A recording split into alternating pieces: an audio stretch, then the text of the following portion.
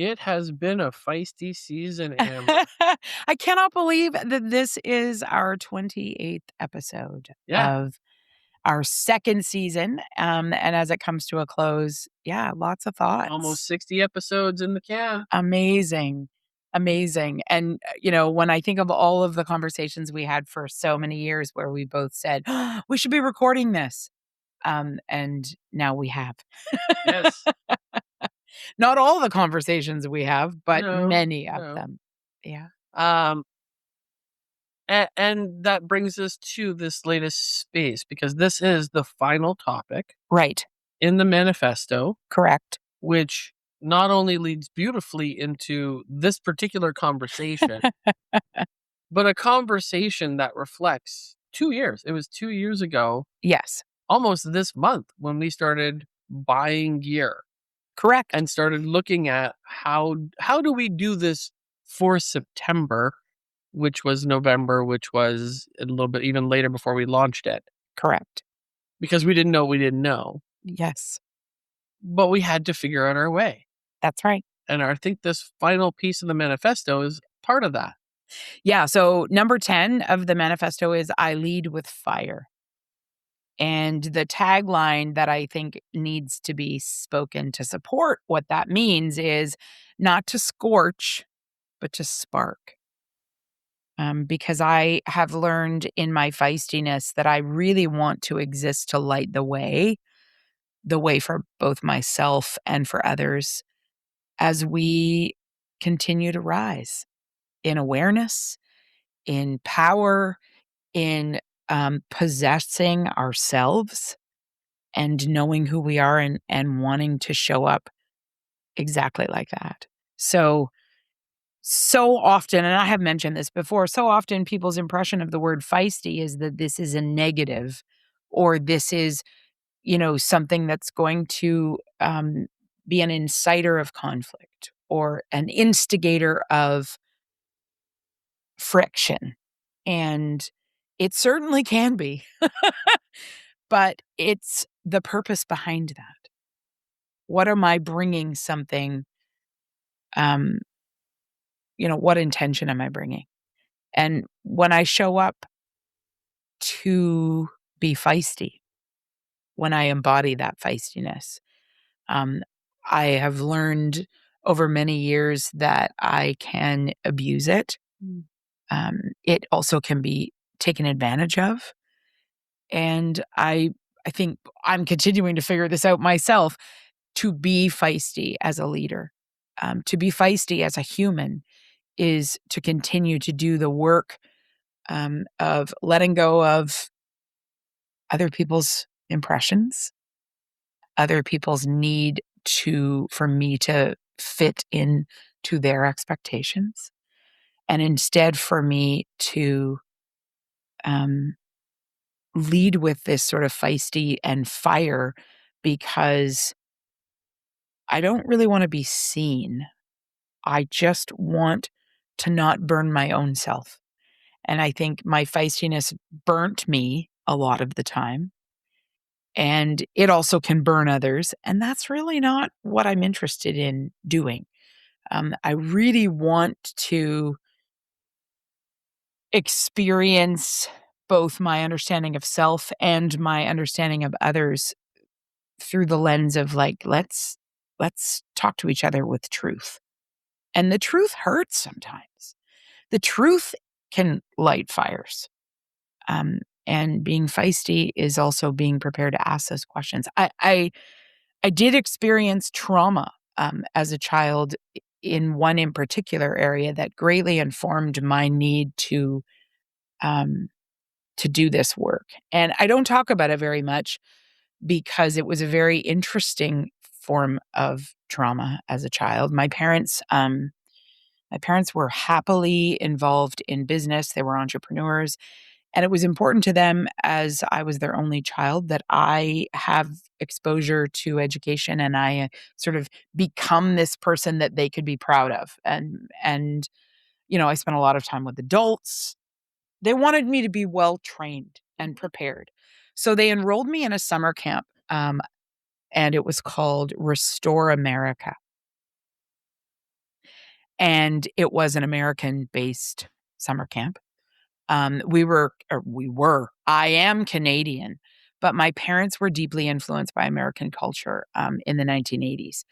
And this is the era of Ronald Reagan. And you and I, being of similar age, understand there was a lot of fascinating kind of, yeah, I would say Make America Great Again was the theme in the 80s, but it wasn't coined that way.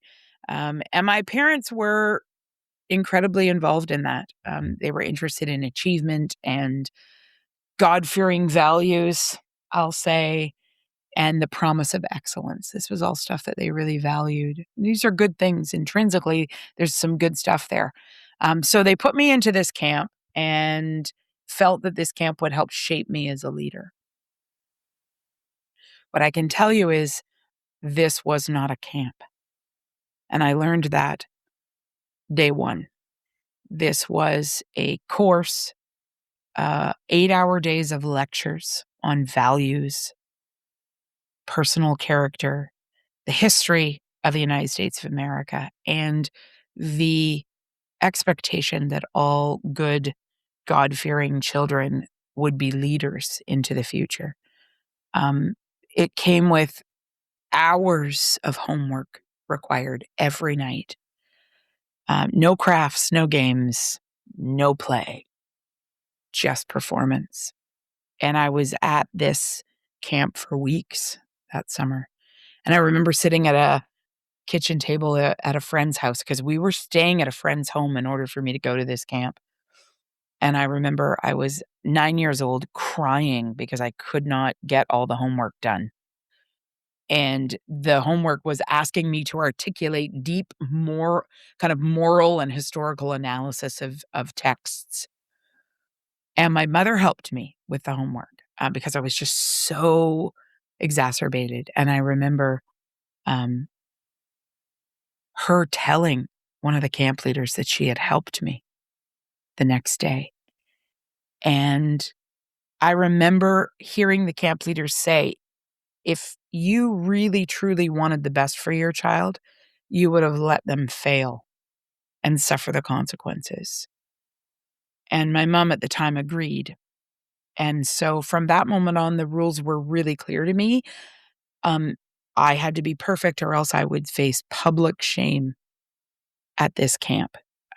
I remember being shamed in front of everyone for my cursive writing skills because although I did know how to cursive write, I was 9 and it wasn't beautiful and it wasn't perfect. And I remember getting called out for it. And I was watched. I remember handwriting and them standing over me telling me how I wasn't doing it right. And I was, after the first week, something snapped in me. And I remember that first weekend thinking to myself, I will never make a mistake again. It felt at 9 like the only power I had to not face shame. And so the second week, I did everything to be perfect. I shut down my emotions. I worked relentlessly. And I became flawless. And it completely worked. The shaming of me every day stopped. And very slowly the praise began. And I remember my parents praising me first because I wasn't crying doing homework every night. So they were happy about that. But then the praise started to come from the camp leaders. And the praise, I just remember thinking, I've solved all my problems. I just will be perfect and everything will be great. And for me, that camp taught me that perfectionism can keep you safe. Fast forward to the adult version of me. And I remember I buried that memory of that camp so deeply, it didn't even come back to me until I was in a coaching session about 12 years ago, 13 years ago. And something the coach said, and it was just the coach and myself, and they said it, and all of a sudden, I just was like, it all came rushing back to me. And I remember feeling like I wanted to cry, and I recognized in that moment when the memory returned that I finally, at this stage of my adult life, had language for what I had been put through. And it was, I hadn't just been shaped by that camp, I had been abused Mm. by that camp. And arguably, I had been abused by a lot of the expectations of how to raise children in the 80s. And the perfectionism that I had used as power for my success had actually also continued to harm me in this cycle. And it all came rushing back. And then I realized that unintended fires will burn everything. And I would have called myself feisty for all of those years, long before this all came back to me in a memory. But I hadn't really thought about where the root of it was. And then I realized when I got to the root of it, um, perfectionism had become my discipline because the fear on the inside that I was experiencing was so shameful to me that I had to put on productivity as a costume, and I did. It was like a uniform, and I wore it. And as such, my feistiness lit flames everywhere. My perfectionism, um, although it was a trauma response for me, it ended up becoming a fire igniter for a lot of people in my life because I just kept responding based on a traumatic experience that I couldn't remember. But my response hurt so many people. Um, and I realized I didn't need to continue to be perfect anymore. Um, I needed to contain that feisty fire of perfectionism. And that containment was not something that I kind of didn't have all the pieces together until it all sort of came back in that session, in that coaching session 12, 13 years ago. So what I learned there also was that being feisty, being the kid to ask the questions, being the one to kind of push and poke and prod, that's not the problem. You don't have to incite, wildfires when you are curious.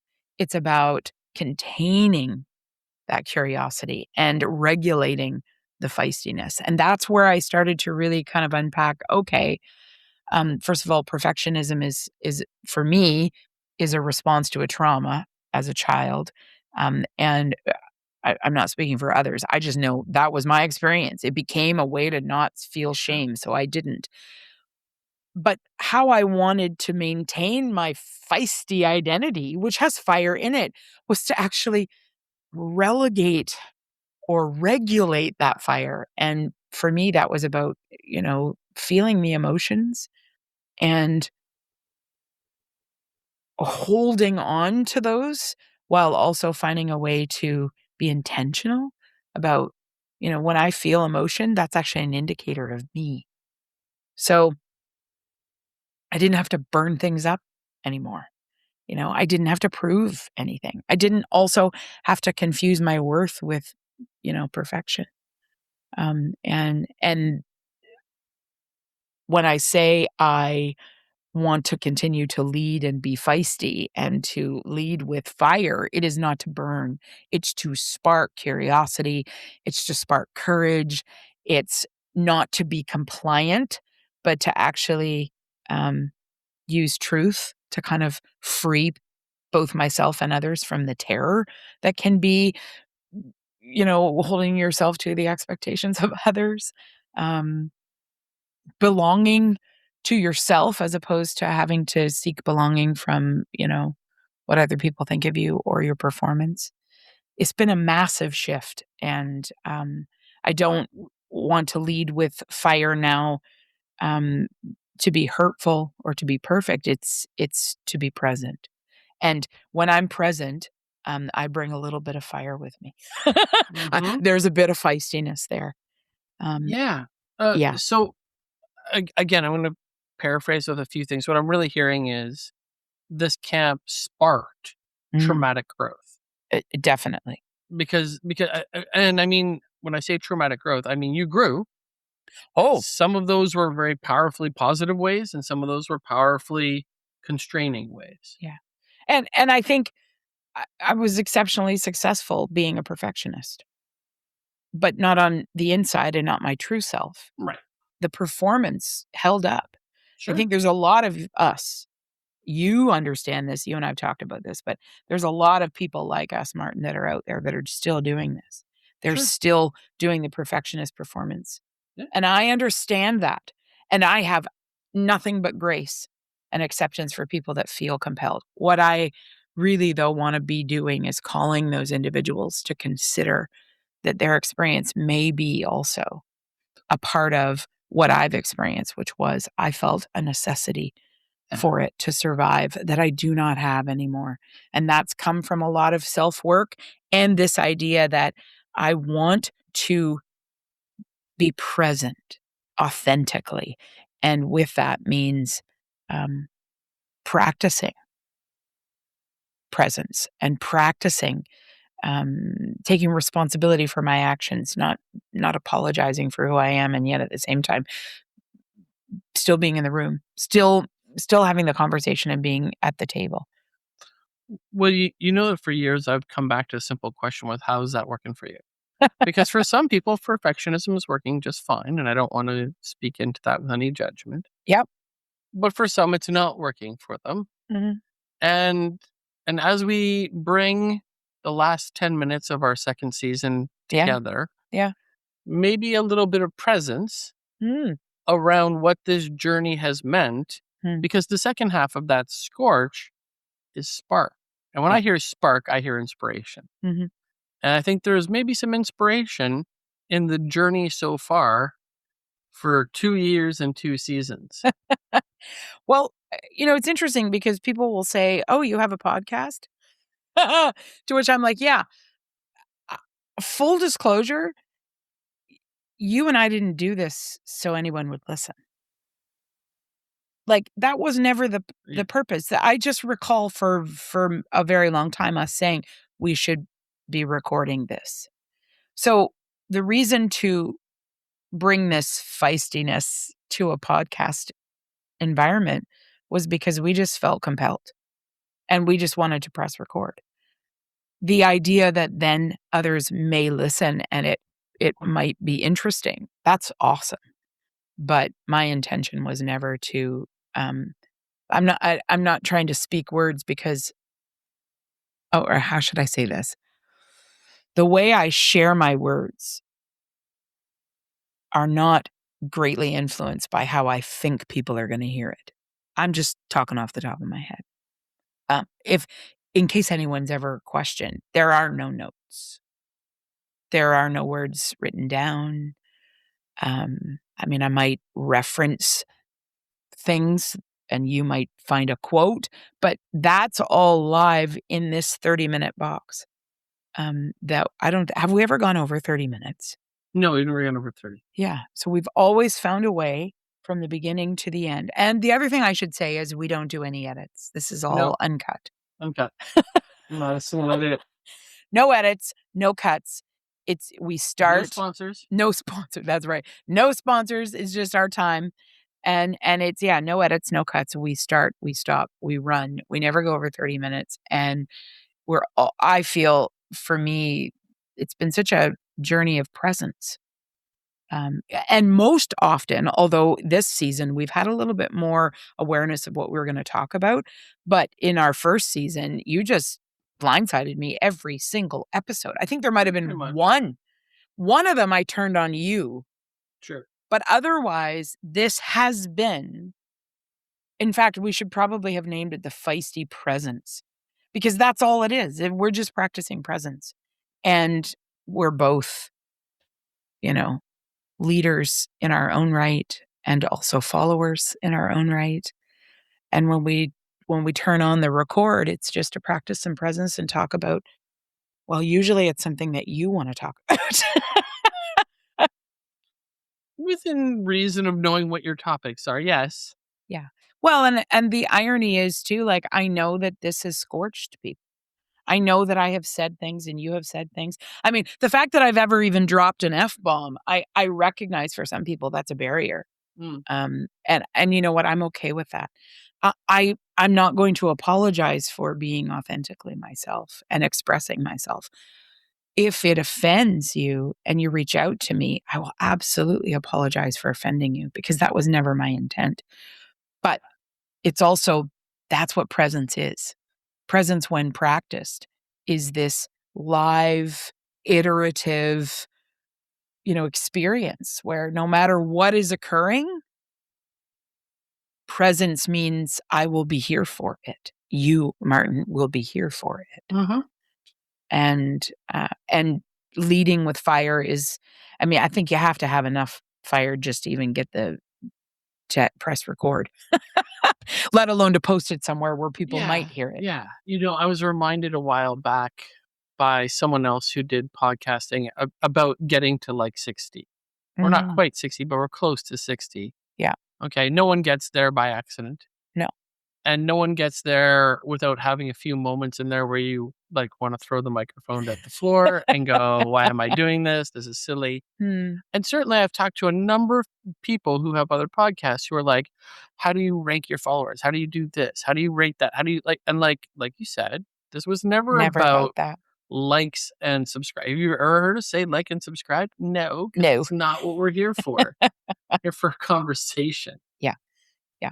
Well, and interestingly enough, some people might be interested to know in some of the teaching that both you and I do, some of the coaching that we do, some of these podcasts are linked to some of those things as a resource because the content has been relevant. I know in one of the classes that I teach, project management fundamentals. And I often just point, students to the podcast that we did about team charters Mm.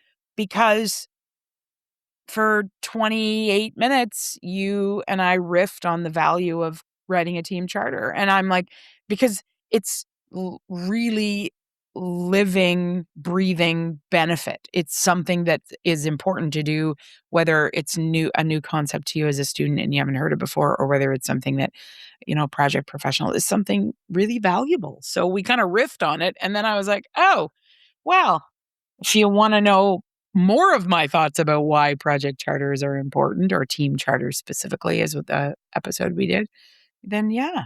So I think that's been a fascinating journey too. This certainly has not been about pleasing No, everyone. no. Well, and with that, with just a few minutes left, Mhm. what's next? What's next? Well, I know you have some what's next. Sure. So I will answer that question briefly and then I'll pass it to you. I have been working on an entire sort of ecosystem around what it means to be feisty. I have a new book that's going to come out very shortly. Will be out 2026, summer of 2026. It's not a rebrand. It's still the Feisty PM, but it is, what the heck do I mean when I say that? And I've really doubled down on that, both for my own journey. And it's sort of like taking the Feisty manifesto that we've just sort of covered. And it's about, well, what does that Feisty manifesto look like when it's applied to practical kind of leadership skills and strategies? And so, yeah, so look for that. And then what's next in podcasting? I don't know the answer to that. Season 3 will come. As to what it will have in it, who knows? But I'm open to whatever. And so, what about you? What's up Well, next for you, well, Martin? as you know, I've spent the last 2.5 years now researching friendship, Mm. very specifically, with the goal of creating a book designed around two different things, which is basically how do we take the friendships in our life and deepen them, Hmm. and how do we look at the number of friends we have, and if we're not satisfied with the amount of friends we have, increase the number of friends we have. Hmm. And so, I've done a ton of research, not just what is pro-social values and how do we get them, but like field work with friends. Mhm. Why I know because Oh, I've been yeah. on the receiving end. Amber was one of at least 40 contributors who helped the journey along around, and again, it comes back to this space around, and when you're in this space around friendship, you can't help but see things in terms of friendship. Yeah. And so even some of the conversations we've had, I'm like, oh, you're talking about chapter 6, and we have this conversation. Yeah, it's insufferable, and I'm It is just insufferable. like, can we just get the book already? Because I have to fact check whether you're right. Is it really chapter 6 or no? I'm pretty sure, but the journey's been really fun Yeah. because it's forced a practice Mm. on if I'm going to say this in the book, I have to practice it. And so I've been practicing it with friends. I've actually made 7 new friends in Wow. the course of writing the book because I can't talk about what it's like to write about making friends without making some friends. Interesting. And so and then So asking those so friends will there about be the a book. friend podcast then? Great question. I don't know. But I could ask you questions in the next season about We could well, you talked about linking podcasts. The one Yeah. podcast that I've probably sent to more people than any is the one that you and I did about projects being projects regardless of the topic, Hmm. and the one that we did that had armaments and sex toys. Oh my gosh, yeah. Because at the end of the day, a project's a project's a project. Yeah. Whether it's a screwdriver, a Or doorbell, or a sex toy. It doesn't like they're all projects. And friendship is a type of project. yeah. When you really break it down, the things you have to do to be a good friend have a lot of project elements in them. So we could absolutely have Okay. conversations like Well, that. there you go, folks. Stay tuned then for season 3, which will include who knows what. But yeah, we'll definitely be under the feisty umbrella. That's what we do know. That's for sure. And so with that, Amber, I do want to say thank you with much gratitude for Yeah. season 2. Yeah. Thank you. I can't imagine. I still come back to the diner and I can see you in the diner after a bunch of no's finally saying, all right, just Let's go get the do equipment it. and I'll do it. And with that, we'll see you next time for season 3. Season 3. Okay. Thanks, Martin.